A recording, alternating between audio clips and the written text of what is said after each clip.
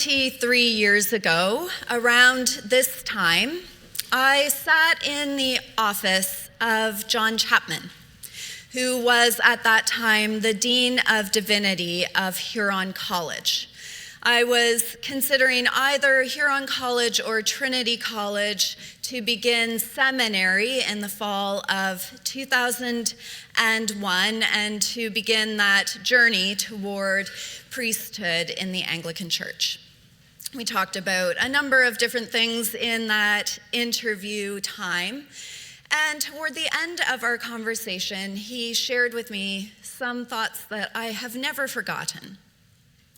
He said to me that he really believed that now was the very best time to become a leader in the church, because now was the very best time to be part of the life of the church. Now, I can tell you that at that point in my life, nobody had said anything like that to me. I can tell you that if anything, people thought that I was a little bit crazy for considering leadership in the church as a viable path forward, because even 23 years ago, it was pretty clear that religious participation and the institutional church was in a time of decline.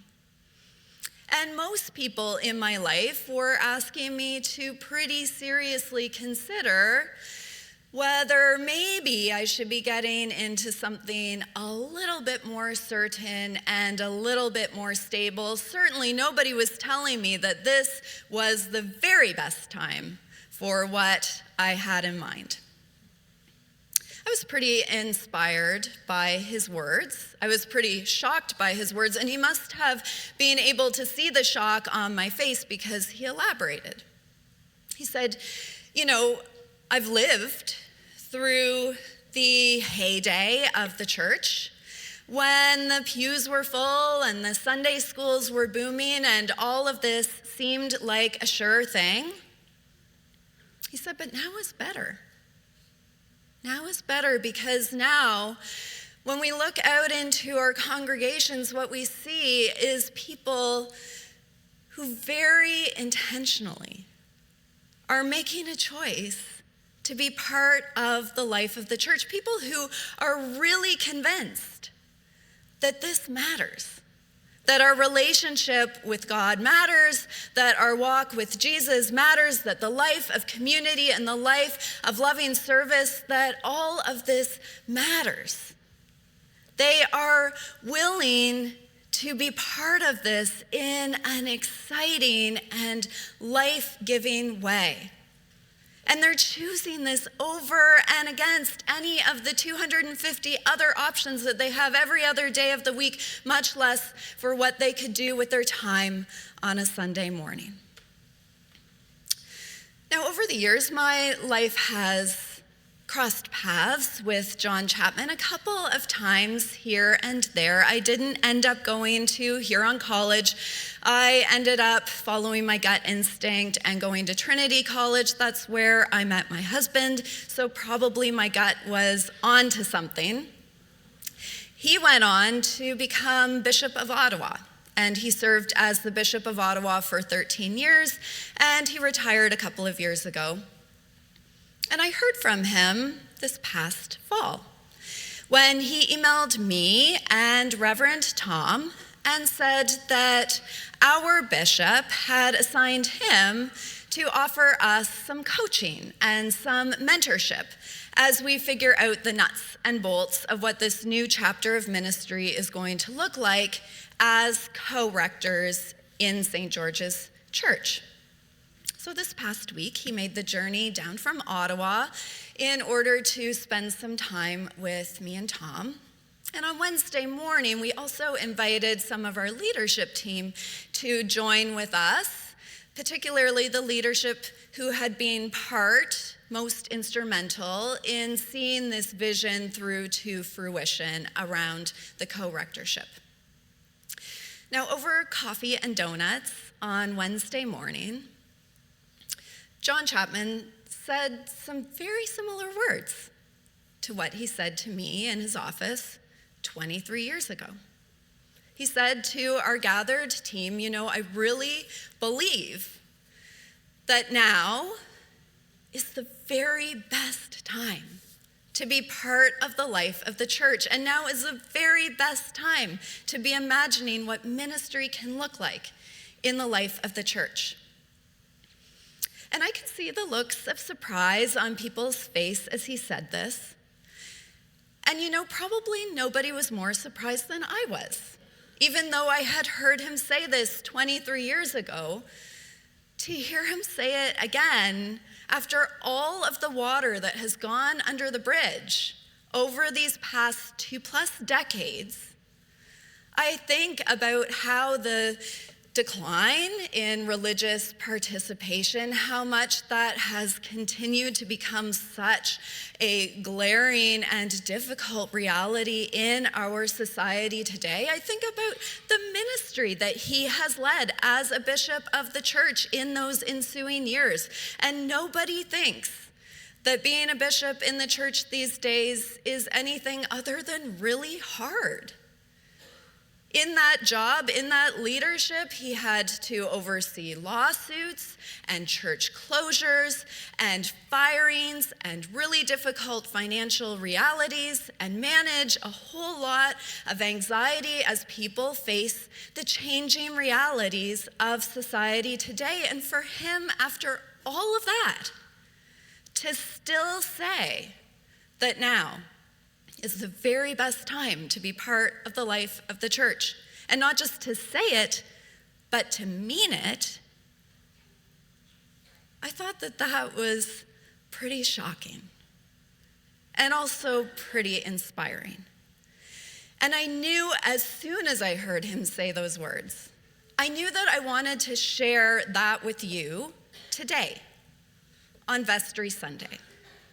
Because today is a day that we very intentionally, as the church, set aside time to look at the ministry that has taken place and to look at the ministry that is ahead for us on the horizon.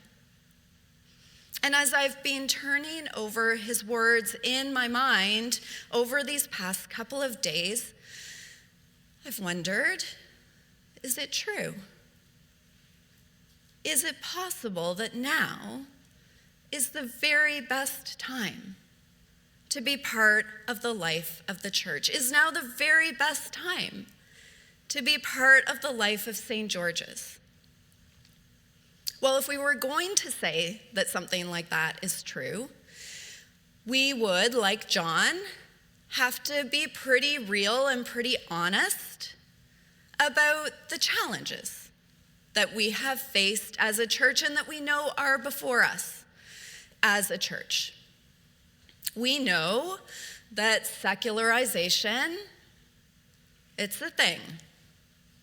There just are fewer and fewer people who are interested in being part of religious organizations who think that it matters to be part of a life of faith. We also know that modern secular society is not set up in a way that makes it particularly easy or convenient to be part of community at all, let alone part of a faith community, and that mostly what we are surrounded with in modern secular society is the message that we are in it for ourselves and we are in it alone.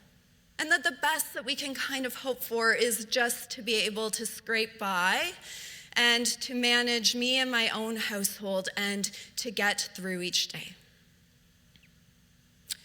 We've lived through COVID. We have seen how COVID has impacted our social patterns here in the church and in the wider world. We can look around our downtown every day, and we can see how much suffering there is in our world, how much food insecurity, how much housing insecurity, how much mental health insecurity, how much despair and desperation there is in our world today. We know here at St. George's that we have lost faithful saints of our church in this past year and in previous years, people who loved and blessed this church so profoundly and who we miss so very much. Looking ahead, we have budgeted $500,000 worth of work that needs to be done on this building in the coming year to restore and preserve this building so that we can continue to open these doors as a home of hope for our surrounding community, and so that we can preserve this beautiful historic building for generations to come.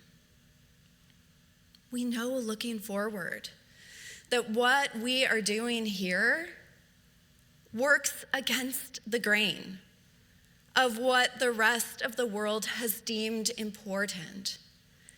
And I really think that our gathering as a people of faith is very much an act of resistance.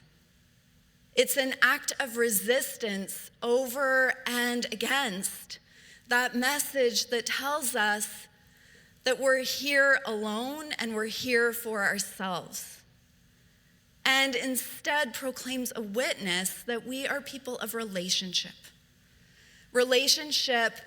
with one another and relationship with God.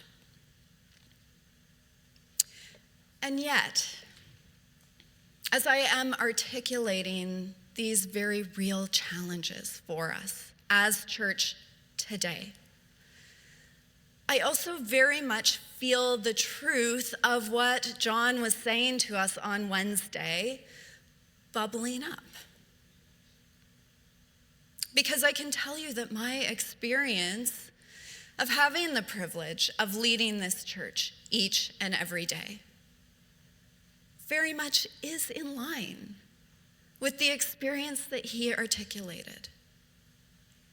Each and every day I get to see how people show up for this community and for the life of faith as if this matters and matters profoundly. They ask discerning questions about how it is that we walk with God and deepen our discipleship with Jesus. I see how you pray for one another. I see how you take the time to worship with one another. I see how you give so generously. I see how your generous offerings make miraculous things happen. And just to name one example is, of course, our breakfast program that takes literally hundreds of volunteers and so many people opening up their wallets so that each and every day people in our community can be fed. And that is just the tip of the iceberg in terms of how the people of St. George's live out ministries right here in this building and then take ministries out into our surrounding community to offer care and loving service for those who need it the most. I see how new people come into our community all the time and how they want to draw close to God and they want to draw close to that life of loving service. I see how we don't take for granted how lucky we are to be able to gather, because we know through those COVID years how quickly that can all fall apart. I think we have a deep sense, and when we're in this space, it's hard not to have a sense of how faithful generations that went before us, how their self-offering, how their sacrifice, how their generosity built this church And I can tell you that those legacy gifts that previous generations have offered have continued to make creative new ministry initiatives possible each and every year. I look around and I see a sense of responsibility for stewarding the gifts that have been built and passed on to us for the present and for future generations. In the past year and a half, we have discerned and articulated 4 priority areas for the life of St. George's, and I want to share them again with you now. I know that we've shared them many times, but they are so important in terms of driving forward the vision and the resources of St. George's, and they very much line up with this sense of responsibility for continuing on what has been blessed to us. Music. Music speaking a language of the soul that can communicate God's nearness to us and the Spirit's work through us in ways that build bridges from our faith community out into the world. Number 2, fellowship. We will treasure and strengthen the life of community that we find in being church, the living reminder that we are not alone in navigating the challenges and celebrating the joys of life. Number 3, loving service to our community. We will treasure and strengthen our actions of loving care for those suffering most in our world. We will multiply the blessings God has given us to make this world a better reflection of the goodness God wants for all of us. Number 4, youth and children's ministry, because we have a responsibility to pass along the faith that has been passed along to us. In our gospel passage today, Jesus has some challenging words for his disciples. He tells them in no uncertain terms that he is not going to be that political conquering hero that people expected and hoped the Messiah would be, that his path is going to lead to suffering and to death. And then he says to them, if any want to become my followers, let them deny themselves and take up their cross and follow me. For those who want to save their life will lose it. And those who lose their life for my sake and for the sake of the gospel will save it. Now, these words can sound on the surface quite nonsensical. How can you gain your life if you're giving it away? And who would possibly want to take up their cross? And yet, as I think about these words, as I think about our Vestry Sunday, as I think about the ministry ahead, and as I think about the community that I see gathered before me, as I think about John Chapman's words about now being the best time to be the church, I think that actually you know the truth of what Jesus is saying here. Or at least you want to know the truth of what Jesus is saying here. I think that's why we're here. We're here because we've either experienced this truth or because we want to grow close to this truth. This truth of how our suffering and our challenges can be held and healed by God. How we don't walk alone. How Jesus walks beside us. How death doesn't have the last word on our lives. The truth that we know deep down of how we don't actually find fulfillment in all of the stuff that we're able to get for ourselves. That actually where we find fulfillment and where we find true life is in what we're able to give away. In those actions of sacrifice and self-offering and generosity. I think we know the truth of how that has been lived out in the generations who went before us and how we are blessed as a result. And I think that we take seriously the possibility that right here and right now, our offerings, our self-offering, our generosity, our sacrifice can make this world a better place and can strengthen this church for today and for the generations to come. And so I leave you with a couple of questions for consideration. Can you see the truth of John Chapman's words, the possibility of how right now might actually be the very best time to do exactly what we're doing, and against all odds, to be the life of the church? Where do you experience gratitude for the blessings that have been passed on to us? And what do you want to do and give and be part of so that the future has this church? Amen.